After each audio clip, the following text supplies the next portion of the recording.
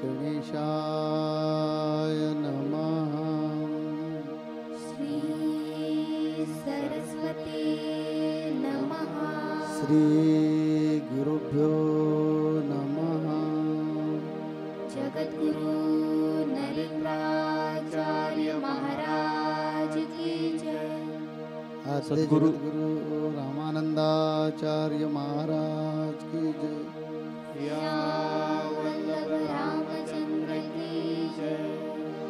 गुरुर्ब्रह्मा गुरुर्विष्णु गुरुर्देवो महेश्वरा गुरुर्साक्षात् परब्रह्म तस्मै श्री गुरवे नमः। सार्थ श्रीमद दासबोध दशक 7वा समास 5वा द्वैत कल्पना निरसन।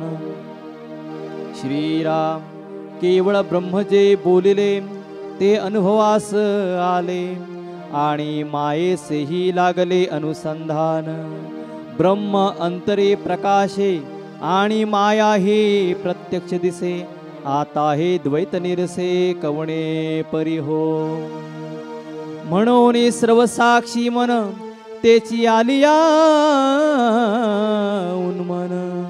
मग तुर्या रूप ज्ञान ते मावळून गेले।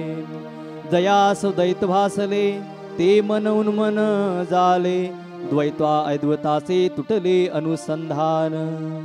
एवं द्वैत आणि अद्वैत होय वृत्तीचा संकेत। वृत्ती झालिया निवृत्त द्वैतकेचे। वृत्ती रहित जे ज्ञान तेची पूर्ण समाधान। जेते तुटे अनुसंधान माया ब्रह्मीजे। माया ब्रह्म ऐसा हेत मने कल्पिला संकेत। ब्रह्म कल्पने रहित जाणते ज्ञानी।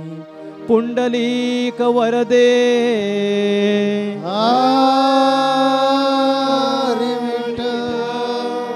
श्री ज्ञानदेव तुकाराम।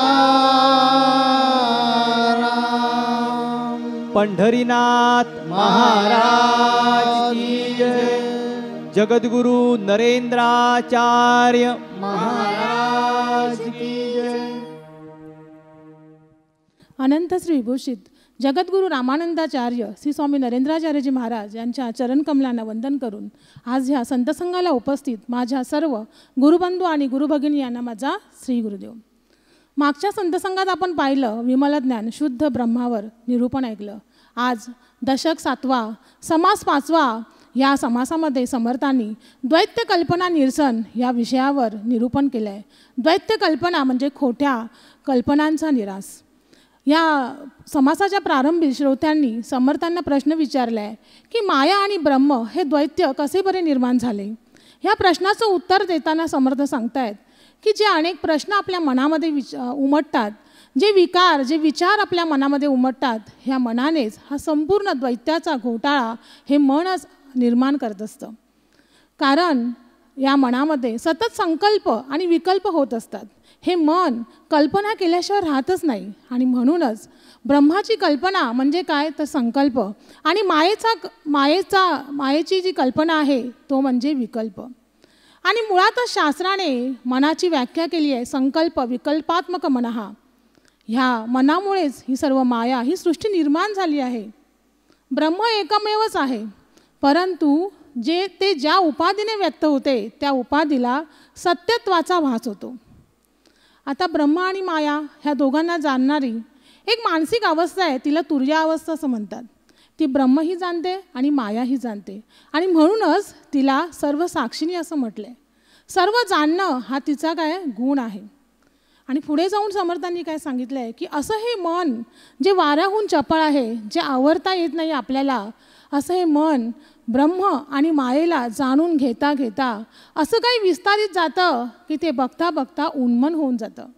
आणि मी उन्मन झाल्यावर काय होतं तर जी तुर्या अवस्था आहे ती सुद्धा मावळून जाते। म्हणून समर्थांनी सांगितलं आहे की जर ब्रह्माची कल्पना आपण केली तर हे द्वैत्य आपल्या मनामध्ये उरत नाही, आणि मग द्वैत्यच उरलं नाही तर मनामध्ये कल्पनाही उमटत नाही. आणि म्हणूनच ह्या मनाला ही जी कल्पना शक्तीवरच हे मन चालतं, त्या कल्पना शक्तीवरच ते जिवंत राहतं. म्हणून आपल्यासारखे जीव ह्या द्वैत्यामध्ये अडकतात. आणि ज्या वेळेस आपल्यामध्ये ह्या कल्पना आपल्या मनातून नाहीशा होतात त्यावेळेस जीव मुक्त होतो. पहा ना, आपण सर्व जीव आहोत. आपल्या सगळ्यांच्या सुखदुःखाच्या कल्पना कशा आहेत तर एखाद्या कादंबरीप्रमाणे काल्पनिक आहेत. ज्या वेळेस आपल्या कल्पना बदलतात त्यावेळेस आपली जीवनाची पद्धतच बदलून जाते. आणि समर्थ पुढे जाऊन काय सांगतायत तर ही कल्पना आपल्या जीवनामध्ये कशी बरं व्यापून उरली आहे. तर कल्पना 2 प्रकारच्या असतात, चांगली आणि वाईट. आता वाईट कल्पना कोणत्या तर सतत आपल्याला चिंता असते, भय असतं, माझं पुढे कसं होईल, काय होईल माझ्या आयुष्याचं, ही सगळी काळजी, लोकांबद्दल चांगल्या भावना नसणं, हीनपणाची भावना ठेवणं, आपण आळशीपणामुळे अनेक मनोराज्य आपण मनामध्ये कल्पित असतो. ह्या सगळ्या वाईट कल्पना.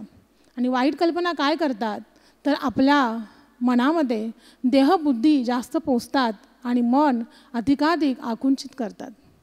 आणि चांगल्या कल्पना कोणत्या तर ईश्वरावर प्रेम, अढळ श्रद्धा, यशाची आपली खात्री असणं, आशावादी असणं, दुसऱ्यांच्याबद्दल मनामध्ये चांगले भाव, ह्या काय आहेत चांगल्या कल्पना. आणि चांगल्या कल्पना काय करतात तर आत्मबुद्धी पोचतात, आत्मबुद्धी वाढवतात आणि आपलं मन जे आहे हे काय करतात अगदी मोठं विशाल करतात. मग आता कल्पना म्हणजे काय तर कल्पनाच बघा संशय निर्माण करते आपल्या मनामध्ये. आणि तो संशय पुढच्याच वेळेला ती दूर करून टाकते. एका क्षणी कल्पना काय करते बंधन निर्माण करते, दुसऱ्या क्षणी ती कल्पना मोक्षाला सुद्धा आपल्या मनाला समाधान सुद्धा देऊन जाते. आणि म्हणूनच संतांनी म्हटलंय मन एव मनुष्यानाम कारणबंध मोक्षयो. मग बंधन आणि मोक्ष ह्या काल्पनिक गोष्टी आहेत, हा सर्व मनाचाच खेळ आहे. मग बंधनच नाही आहे तर मोक्ष कुठून आला.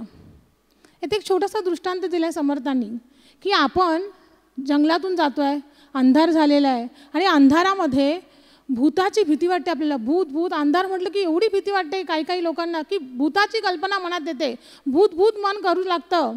आणि मग त्यावेळेस दुसरंच मन काय करतं त्या परमेश्वराचं चैतन्याचं स्मरण करू लागतं, राम राम म्हणू लागतं आणि मग आपल्याला निर्भय वाटतं. म्हणजेच काय तर मनानेच भीतीची कल्पना केली आणि मनानेच त्या कल्पनेवर मातसुद्धा केली, उपायसुद्धा निर्माण केला की नाही. मग असं हे मन, ह्या मनामध्ये आपण जर ह्या मनाला जर आपण कुठे न्यायला पाहिजे अद्वैताच्या आपण अद्वैताची कल्पना केली. कारण साधकाच्या जीवनामध्ये ही कल्पना अगदी असाधारण आहे, फार महत्त्वाचं स्थान आहे साधकाच्या जीवनामध्ये. कारण जर साधकाने मायेची कल्पना करण्याऐवजी ब्रह्माची कल्पना केली तर त्याला अद्वैताची प्राप्ती होते आणि मग तो साधक ब्रह्मस्वरूप होऊन जातो. आणि एकदा का ब्रह्मस्वरूप झाला की काय होतं ह्या ब्रह्माची कल्पनासुद्धा विसर्जित होते. म्हणजेच काय कल्पनेचा नाश होतो. आणि म्हणून आपण काय केलं पाहिजे दृश्याचं अनुसंधान नाही ठेवायचं मनामध्ये. ही दृश्याचं अनुसंधान म्हणजे काय तर अशुद्ध कल्पना, शबल कल्पना. आणि ही शबल कल्पना द्वैत्याची निर्मिती करते. आणि स्वस्वरूपानुसंधान म्हणजेच काय तर शुद्ध कल्पना. आणि ही शुद्ध कल्पना आपल्या मनामध्ये आपल्याला अद्वैताची म्हणजे परब्रह्माची प्राप्ती करून देते. मग आपण काय केलं पाहिजे जग बदलण्यापेक्षा माणसाने बदलणं गरजेचं असं समर्थ सांगतात.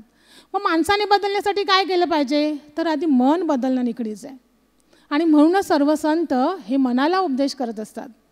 आणि म्हणून समर्थांनी सांगितलं आहे की आपण काय केलं पाहिजे ह्या मनाला संत संगतीत न्यायला पाहिजे, संतांच्या चरणी हे मन रिझवलं पाहिजे, संतांच्या गुरुचरणाची ओढ आपल्याला भजनाची ओढ या मनाला लावली पाहिजे. बघा आरशामध्ये प्रतिबिंब पडतं परंतु ते प्रतिबिंब आरशाला कधी चिकटतं का नाही. त्याचप्रमाणे संतांनी मनाला जिंकलं आहे. कोणत्याही गोष्टीचा लवलेशसुद्धा त्यांच्या मनाला चिटकत नाही परंतु त्यांचं हे मन फक्त भगवंताला चिकटलेलं असतं, फक्त भगवंतमय झालेलं असतं. म्हणून अशा संतांच्या सहवासात आपण जायचं आहे. त्यांच्या वाणीतून येणारं जे अमृतधारा आहे त्याचं सतत आपण श्रवण केलं पाहिजे, चिंतन केलं पाहिजे, मनन केलं पाहिजे. आणि मननानंतर निधिध्यास अखंड चालू झाला पाहिजे. तरच हे मन आपल्याला आवरता येईल. आणि म्हणूनच माऊलींनी पण आपल्या अभंगात म्हटलं आहे, मन हे सकाळी इंद्रिया मन हे वडाळं ते तुझ्या नादी लावावे. कारण संपूर्ण इंद्रियांमध्ये मन इतकं खटाळ आहे, नाठाळ आहे, वडाळ आहे. आणि या मनाला जर आपण परमेश्वरांच्या सद्गुरूंच्या नामामध्ये जर आपण लावलं तर हे मन काय होईल, नेहमी शुद्ध कल्पनेमध्येच रममान राहील. वाईट कल्पना ह्या मनामध्ये केव्हाच येणार नाही. आणि मग एक ना एक दिवस निधी ध्यासाने, श्रवणाने, नुसतं श्रवण पुरेसं आहे का? नाही. का पुरेसं नाही आहे? तर ज्या गुरूंवर आपण श्रद्धा भाव ठेवतो त्या गुरूंची मनाने सेवासुद्धा केली पाहिजे, भक्तीसुद्धा निष्ठेने केली पाहिजे. आणि नुसतंच निष्ठा भक्ती सेवा असता कामा नये, तर मनाने सुद्धा आपण त्यांच्याशी एकरूप झालं पाहिजे. आणि तेव्हाच कुठे अशुद्ध कल्पनेतून आपण शुद्ध कल्पनेमध्ये रममान होऊ सद्गुरू कृपेने, आणि आपल्याला परमेश्वराची प्राप्ती होईल. तर कशी होईल परमेश्वराची प्राप्ती ते आपण एक दृष्टांत पाहूया. एकदा मीराबाई सगळ्यांनाच माहिती आहेत, निस्सीम असं त्यांचं प्रेम होतं श्रीकृष्णांवर. आणि ह्या मीराबाईंकडे शौचकूप साफ करण्यासाठी एक भंगी असतो. ह्या भंग्याचं नाव असतं कन्हैया. आणि एक दिवस तो मीराबाईंना पाहतो, इतक्या सुंदर असतात त्या. आणि त्या मीराबाईंना पाहिल्यानंतर त्याच्या मनामध्ये वाईट कल्पना येते की ह्या मीराबाईंशी जर माझं लग्न झालं तर. ह्या कल्पनेमध्ये तो एवढा तद्रूप होऊन जातो आणि आपलं अन्न पाणी सोडून देतो. आणि इतका अशक्त होतो की त्याला आपल्या अंतरुणातून उठता देखील येत नाही. आणि एकुलता एक असतो आईवडिलांचा. आई बिचारी आक्रोश करते, रडते, त्याला समजावते, परंतु त्याच्यावर काही परिणाम होत नाही. आणि एक दिवस त्याची आई काय करते, धीर धरते आणि मीराबाईंकडे येते. शेवटी मीराबाई ह्या काय असं संत असतात, तिच्या त्या दुःखाने त्या कळवळतात. खरं नेहमी म्हटलंय ना, जगाच्या कल्याणा संतांच्या विभूती, देह कष्टभीती नानापरी. संत हे आपल्यासारख्या अज्ञानी जडमुडांचा उद्धार करण्यासाठी झालेले आहेत ना. या भरकटलेल्या जीवांना जाग्यावर आणण्याचं कार्य संत करत असतात. आणि मग मीराबाईंना दया येते तिची. त्या विचारतात, तू का रडतेस, का असा आक्रोश करतेस. शेवटी त्या राजकन्या असतात. आणि मग ती कन्हैयाची आई अभयदान मागते त्यांच्याकडे.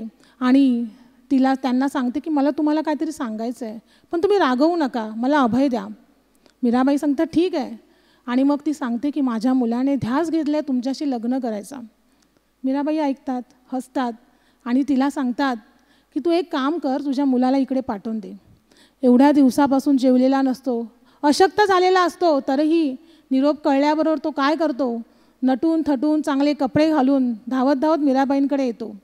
मीराबाई त्याला सांगतात, प्रथम हे सगळे कपडे हे करून प्रथम शुद्ध स्नान करून माझ्यासमोर आहे. आणि तो आंघोळ करतो, स्नान करतो, मीराबाईंसमोर येतो. मीराबाई त्याला काय करतात, हातात एक श्रीकृष्णाची मूर्ती देतात, जपमाळ देतात आणि सांगतात त्या पारावरती, टेकडीवर एक पार आहे, तिथे तू बसायचं आहे. आणि तिथे बसल्यानंतर समोर कृष्णमूर्ती ठेवायची आणि जप माळेने श्रीकृष्ण गोविंद हरे मुरारी हे नाथ नारायण वासुदेव असा तू जप करायचा आहे. आणि असा जप तू 7 दिवस करायचा आहे. आणि 8व्या दिवशी मी माळ घालण्यासाठी तुझ्याकडे येईन, तुझ्या गळ्यात मी माळ घालेन. परंतु ह्या ज्या भक्तीमध्ये, ह्या नामस्मरणामध्ये जर चूक केलीस तर माझा पहारेकरी तुझ्या मागे उभा असेल तलवार घेऊन. आणि तो काय करेल, चूक केल्याबरोबर ती तलवार तुझ्या मानेत पडेल आणि जीवाला मुकशील. पुढे हा जप करतो. 1 दिवस, 2 दिवस, 3 दिवस होतात, 7 दिवस होतात. कन्हैयाला समाधी लागते. 8व्या दिवशी मीराबाई तिथे येतात आणि पाहतात तर काय, तर कन्हैयाला समाधी लागली आहे. मग त्या काय करतात, त्याच्या डोक्यावर हात ठेवतात आणि त्याला जागं करतात समाधीतून. समोर मीराबाईंना बघितल्यानंतर त्याच्या डोळ्यातून घळाघळा अश्रू वाहू लागतात. त्यांच्या चरणावर तो लोटांगण घेतो आणि त्यांना सांगतो की मला माफ करा, माझा उद्धार या जीवनी आपणच करणार आहात. तात्पर्य काय, तर सद्गुरू कृपेने जर असं अखंड निधिध्यास नामस्मरणाने जर आपण नामस्मरण जर आपण केलं तर आपण सुद्धा, आपल्याला सुद्धा एक ना एक दिवस संत सहवासाने सद्गुरूंच्या कृपेने काय होईल, त्या परमेश्वराची प्राप्ती होईल. परंतु आपण तेवढा मनाचा निश्चय केला पाहिजे. आपलं मन निवृत्तीकडे आपण तात्पर्य की आपलं जे मन आहे हे मन विकल्प संकल्प यामध्ये अडकलेलं असतं. आणि जशा आपल्या मनामध्ये आपण संकल्प करतो तशा प्रकारे आपल्याला जग दिसतं. मी बऱ्याच वेळा प्रवचनांमध्ये सांगितलेलं आहे, आम्ही नोकरीला होतो आणि नोकरीला असताना मी भूत बघितलं होतं. ॲक्च्युली तिथे भूत नसतंच, परंतु मला तसा भास झाला होता. कारण आम्ही ज्या गावी राहत होतो, नोकरीला ज्या गावी होतो, ज्या सजावर मी नोकरीला होतो, त्या सजावर येण्यासाठी रात्र झाली होती आणि गाडीतून आम्ही आल्यानंतर मग दिवसभर आम्ही कंटाळलो होतो. ती हकीकत थोडीशी विस्तृत स्वरूपात सांगतो.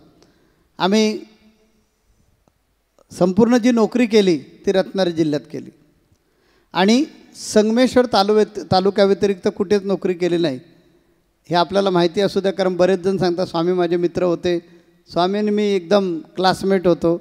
आमचं सगळं शिक्षण नाणीजमध्येच झालेलं आहे आणि नोकरी जी आहे ती सुद्धा रत्नागिरी जिल्हा संगमेश्वर तालुक्याव्यतिरिक्त कुठेही केलेलं नाही. मी तलाठी वगैरे काही नव्हतं, मी ग्रामसेवक होतो. तर 1985ला आम्ही नोकरीला लागलो आणि 1992 साली नोकरीचा राजीनामा दिला. तर त्यावेळेमध्ये घडलेली एक हकीकत सांगेन मी आपल्याला. 2 तारखेला मिटिंग होते आणि 2 तारखेला मिटिंगला दोनदा मिटिंग असायची, 2 तारीख आणि 15 किंवा 16 तारीख अशापैकी, म्हणजे दर 15 दिवसानं मिटिंग असायची. आणि कुटुंब कल्याणचा त्यावेळी फोर्स होता, त्यामुळे कलेक्टरने मिटिंग घेतली. त्यामुळे तलाठी, ग्रामसेवक, आरोग्यसेवक, अनेक प्रकारचे लोक, थोडक्यात जिल्ह्यामध्ये येणारा जो तृतीय श्रेणीवाला आणि चतुर्थ श्रेणीवाला जो स्टाफ होता, द्वितीय श्रेणीवाला जो स्टाफ होता, ह्यांची मिटिंग लागली होती. आणि आम्ही सगळेजण मिटिंगला गेलो होतो. मिटिंगला भरपूर वेळ झाला. आम्ही नेहमी तिथे देवरुखला थांबायचो, कारण आमचं पंचायत समिती देवरुख होती. तर देवरुखला थांबायचो, कारण काळोख झाल्यानंतर सजावर येणं शक्य नसायचं. कारण इथे रस्त्यावर उतरायचं ना आतमध्ये 4-1 किलोमीटर चालत जावं लागायचं. त्यामुळे रात्री काळोखातून कसं जाणार, जंगल असणार, त्या जंगलातून कसं जाणार, म्हणून थांबायचो आम्ही. यावेळेला मिटिंगमध्ये आमच्याबरोबर तलाठी होता, भोसले नावाचा तलाठी होता. तर तो तलाठी आणि मी दोघेजण असल्यामुळे तो म्हणाला घरी जाऊया. मी म्हटलं ठीक आहे. त्याचं काय लग्न झालं नव्हतं, माझं लग्न झालं होतं. आम्ही देवरुखमधून गाडीवर बसलो, संगमेश्वरपर्यंत आलो. आता हा जाऊन जेवण कधी करणार, म्हणून म्हणाला मी जेवून येतो, तोपर्यंत तुम्ही बसा. आम्ही बसलो. पाठीमागून रत्नागिरीकडून मुंबईकडे जाणारी गाडी आम्हाला येणार होती आणि त्या गाडीमध्ये आम्ही बसून जाणार होतो. म्हणजे रत्नागिरी ते मुंबई जी गाडी आहे ती आम्हाला त्या गाडीला कनेक्शन होती. हा जेवायला गेला आणि तिकडे एक नाटक लागलं होतं. ते नाटक बघत बसला. रायगडाला जेव्हा जाग येते तेव्हा. आणि बराच वेळ झाला तरी हा काय आला नाही. शेवटी गाडी आल्यानंतर मी गाडीमध्ये बसलो, निघालो. दिवसभर कंटाळा आला होता कामाचा, मिटिंगला बसून. त्यामुळे गाडी बसल्याबरोबर खिडक्यांमधून वारा येऊ लागला आणि एस टीच्या त्या सीटवर मी झोपून गेलो. काय झालं मला माहिती नाही, परंतु गाडीला जोरात असा धचका बसला आणि गाडीत म्हणजे मला जाग आल्यावर मी खिडकीतून पाहिलं तर आमचा जो स्टाफ होता तो जंगलासारखाच होता, म्हणजे जंगल आजूबाजूला. म्हणून खिडकीतून वाकून बघितलं तर मला वाटलं माझा स्टाफ आला. म्हणून मी कंडक्टरला सांगितलं बेल मारा, माझा स्टाफ आला आहे. कंडक्टरनं बेल मारली. बेल मारल्यानंतर मी खाली उतरलो. गाडी निघून गेली. गाडी निघून गेल्यानंतर लक्षात आलं की आपण जंगलात कुठेतरी उतरलेलो आहोत. स्टाफ वगैरे कुठे आहे नेमका तो कळेना, पुढे की मागे. शेवटी मनाचा हिया केला आणि चालायला सुरुवात केल्यानंतर थोड्या वेळ चालल्यावर मन कधी रिकामं बसत नाही. म्हणून मी माझ्या अभंगात सांगितलं आहे, मंजुळा गोड तुझे नाम सदामुखी वसावे. या अभंगात सांगितलं सकळ इंद्रिया मन हे वाडाळ तेही तुझ्या नादी लागावं. का तर हे मन इतकं विचित्र असतं, ते संकल्प कसे तयार करतं त्याचं हे जिवंत उदाहरण मी सांगतो आहे तुम्हाला. आणि स्टॉपला म्हणजे जिथे उतरलो बघितलं पुढे पण स्टॉप दिसत नाही, मागे पण दिसत नाही. चाललो आहे आता एकटाच असल्यामुळे 1-2-3 मिनटं चाललो आणि नंतर मनामध्ये आलं इथे काहीतरी भूतं वगैरे असतात. बास एवढीच मनामध्ये कल्पना आली आणि खरंच मला भूतं दिसायला लागली. सगळी भूतं इकडे एका रांगेमध्ये बसलेले आहेत, इकडे एका रांगेत बसलेत, 2 बाजूला रांगेमध्ये भूतं बसलेत आणि माझ्याकडे सगळे टाकामाका बघतायत. अशी जीभ बाहेर काढले, डोळे लाल वगैरे त्यांचे दिसत आहेत. आणि माझी सगळे म्हणजे फारच विचित्र परिस्थिती आली. एकटाच जंगलात पडलो, काळोखी रात्र आहे, समजायला काय तयार नाही, करायचं काय. आणि चालत असताना पाठीमागून रेती मारायचा आवाज सुरू झाला, बांगड्यांचा आवाज खुळखुळ सुरू झाला. त्यामुळे जास्तच घाबरलो. आता करायचं काय चालू होतं. आणि त्याच्यात एक 4-5 मिनटं गेली. पाय फक्त भीतीमुळे उचलत नव्हता, ओढायचंच काम चालू होतं. पाय ओढत कारण आता वाघ म्हटलं तर काय, वाघोबा म्हटलं तर काय. चालत असताना पायातली स्लिपर तुटली. पायातली स्लिपर तुटल्यानंतर लक्षात आलं की अरे त्या स्लीपरला जे खडे लागतात आणि ते अंगावर उडतात, दुसरं काय नाही. मग मनातली भीती गेली, हां म्हणजे कोण दगड मारत नाही, भूतं वगैरे नव्हती काही. परंतु समोर दिसतात कोण, इकडे दिसतात इकडे दिसतात कोण. देवाचं आपलं नाव, गजानन महाराजांचं नाव घेत घेत घेत चाललो. आणखीन एक 4-5 मिनिटांतर समोरून एक गाडी आली. गाडी आल्यानंतर ही सगळी भूतं उतानी पडली. काय झालं होतं, डांबरी पिंप होती, ती गारस्टोन होते रस्त्याला, दोन्ही बाजूला गारस्टोन लावलेले होते, हायवे होता ना त्यामुळे. आणि तो कलर दिला होता, पांढरा कलर वगैरे दिला होता. पण घाबरल्यामुळे, मनामध्ये विकल्प आल्यामुळे त्यांचं डोकं दिसत होतं, त्यांची जीभ दिसत होती. कारण कुणीतरी सांगितलेलं असतं भूतांचे पाय वाकडे असतात, त्यांचे डोळे असे मोठे बडबडीत असतात, जीभ मोठी असते वगैरे वगैरे. ते सगळे दृश्य समोर दिसायला लागलं. तात्पर्य असं हे मन आहे. आणि ह्या मनामध्ये जे वेगळे वेगळे विकल्प येतात ते मायेमुळे येतात. तर या मायेतून जर बाहेर पडायचं असेल आणि विमल ब्रह्माचं म्हणजे परमात्माचं जर आपल्याला दर्शन घडायला पाहिजे असेल तर काय केलं पाहिजे. मंजुळा गोड तुझे नाम सदामुखी वसावे, ह्या अभंगामध्ये मी सांगितलं आहे की जर मी तुझा व्हायला पाहिजे असेल देवा, तर माझं हे मन तुझ्या चरणावर जडणं गरजेचं आहे. आणि जर मन तुझ्या चरणावर जडलं तरच शक्य आहे तुझ्याबद्दलचं मला ज्ञान होणार आणि मला आत्मसाक्षात्कार होणार किंवा माझ्या जीवनाचं सार्थक होणार. हे सगळ्या साधू संतांनी आपल्या अनुभवातून सांगितलेलं आहे. आणि तेच रामदास स्वामींना सांगायचं आहे की तुम्ही काय करा, या मनाला फसवू नका. हे मन जे आहे ते विकल्प निर्माण करतं आणि कल्प निर्माण करून, संकल्प निर्माण करून आपण वेडावाकड्या मार्गाने जाऊन आपलं आयुष्य उद्ध्वस्त करतो, अंधश्रद्धांमध्ये जाऊन अडकतो, भूतखेतामध्ये जाऊन पडतो. तर हे करण्यापेक्षा शुद्ध विमल ब्रह्म आपल्याला जर समजायला पाहिजे असेल, याचं ज्ञान व्हायला पाहिजे असेल तर काही करू नका काही संत संग धरा. दुसरं काहीच करू नका, संतांची संगत धरा. या दर आठवड्याचा रविवारचा जो संत संघ आहे, या दर आठवड्याच्या संत संघाला या दर आठवड्यामध्ये आम्ही हजर असू. आपल्याला हळूहळू प्रत्येक गोष्टीबद्दलचं ज्ञान देऊ.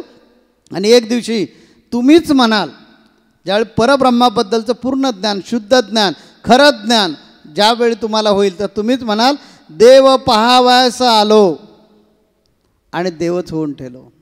असं हे शुद्ध ब्रह्म त्याच वेळी कळेल की हे मन देवाच्या चरणी लावाल आणि मन मजबूत होईल, मन विकसित होईल. या मनावर जो मायेचा प्रभाव आहे, मायेची पकड आहे, या मायेच्या पकडीतून, या मायेच्या मगरमिठीतून मन ज्यावेळी बाहेर येईल त्यावेळेला आपल्याला खऱ्या अर्थानं परब्रह्माचं ज्ञान होणार आहे. आणि या ज्ञानालाच अपरोक्ष ज्ञान म्हणतात, यालाच ब्रह्मज्ञान म्हणतात, यालाच आत्मज्ञान म्हणतात. आणि मग हे झालं की हे विमल ब्रह्म जळी स्थळी काष्टी पाशाने सगळीकडे चराचरामध्ये व्यापून उरलेलं आहे, त्याच्या व्यतिरिक्त काहीच नाही, याचं ज्ञान होतं. आणि हाच या समासाचा उद्देश आहे.